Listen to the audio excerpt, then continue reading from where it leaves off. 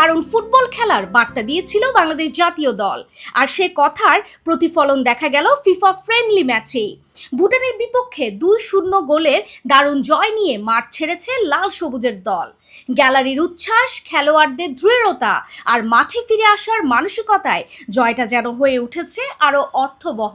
এই টিমের সাথে এখন যে সমস্ত আমাদের বিদেশি খেলোয়াড়রা এসে যুক্ত হয়েছে, হামজা এবং অন্যান্য প্রবাসী যে সমস্ত খেলোয়াড়রা রয়েছে, এর সমস্ত রকম ক্রেডিট আমি অবশ্যই বাংলাদেশ ফুটবল ফেডারেশনের এখন যারা রয়েছেন সবাইকে দিতে চাই, এবং তাদের মাধ্যমে এতগুলি প্রবাসী ফুটবলাররা সংযুক্ত হয়েছে। আমাদের ফুটবলের টিমের কোয়ালিটি উন্নত হয়েছে।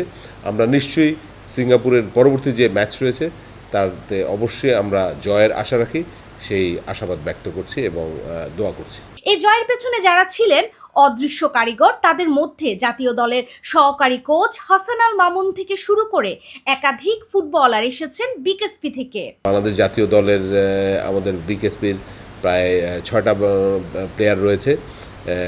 এই বিজয়ের কারণে বাংলাদেশের ফুটবল টিম এবং সাথে রিলেটেড কোচ, ম্যানেজার সবাইকে জানাই বিকেএসপি ফ্যামিলির পক্ষ থেকে আন্তরিক শুভেচ্ছা এবং অভিনন্দন। সামনে এখন আরো বড় লড়াই, এশিয়ান কাপ বাছাইয়ে 10 জুন বাংলাদেশের প্রতিপক্ষ সিঙ্গাপুর। BKSP news.